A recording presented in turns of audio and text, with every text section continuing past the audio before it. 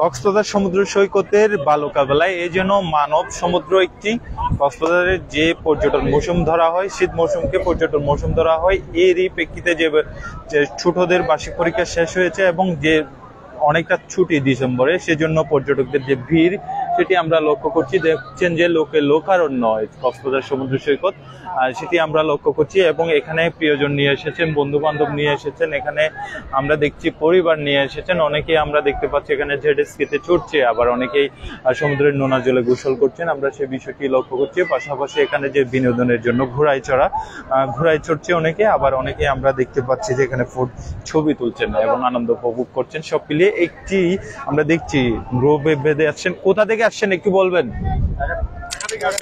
কখন আসছেন? কেমন লাগছে? আলহামদুলিল্লাহ ভালো। কয়বার আসা হলো? প্রথমবার আসলেন?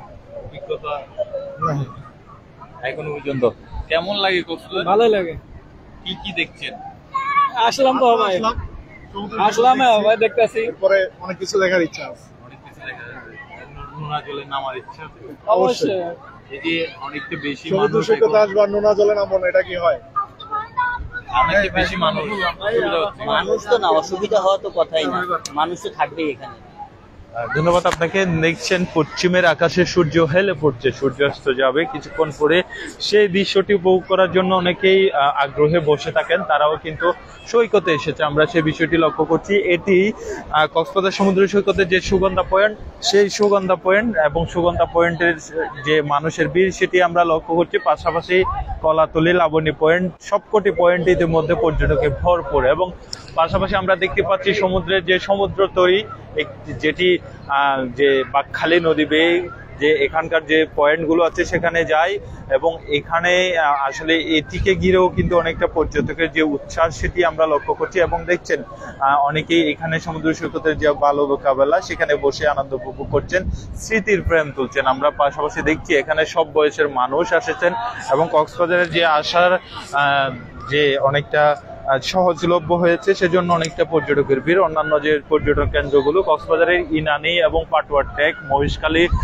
সোনাদিয়া সহ অন্যান্য যে পর্যটন স্পটগুলো সেখানেও কিন্তু ভিড় রয়েছে। আমরা একটু কথা বলে নিব। কোথা থেকে আসছেন? কেমন লাগছে আজকে? কেমন লাগছে অভিজ্ঞতা? ভালো লাগছে। পরিবার সহ আসছেন? পরিবার সহকারে আসছে। কয়বার আসা হয়েছে? আমাদের এখানে প্রথম। কি কি দেখলেন? শুধু বিচ দেখলেন? অনেক জায়গায় গেছি। সব মিলিয়ে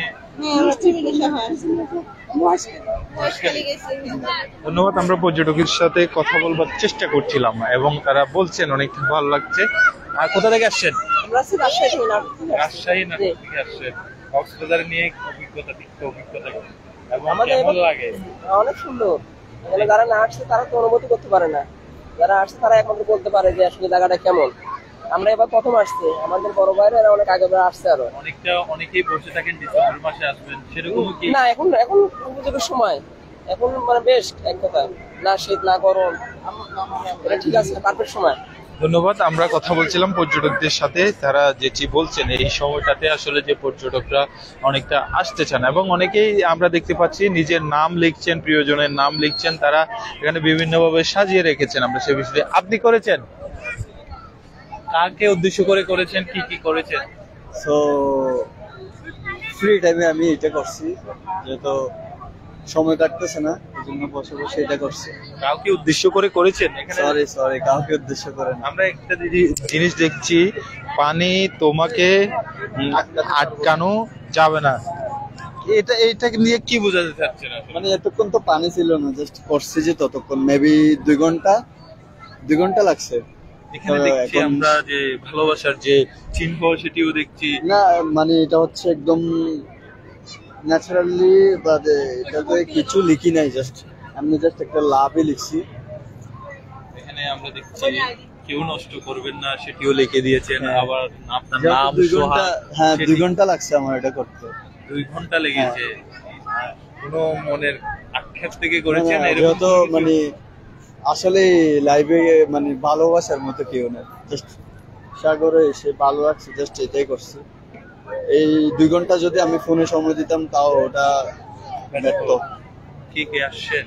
কোনো প্রিয়জন এসেছেন? সরি, আমি একাই আসছি। একা আসছেন, কেমন লাগছে?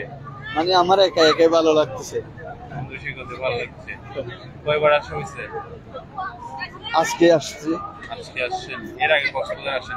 কক্সবাজার আরো আসছি, জাস্ট আজকেই মানে 1 মাস পরে আসছি। আক্ষেপ থেকে করেছেন সেটা বোঝাই যাচ্ছে। ধন্যবাদ। আমরা কথা বলছিলাম পর্যটকদের সাথে, তিনি সুন্দর লিখনির মাধ্যমে এখানে আমরা দেখতে পাচ্ছি ফুটিয়ে তোলার চেষ্টা করেছিলেন। সেই যে ফুটিয়ে তোলা তার নাম সহ পানিতে তলিয়ে যাচ্ছে সেই বিষয়টি তিনি দাঁড়িয়ে উপভোগ করছেন।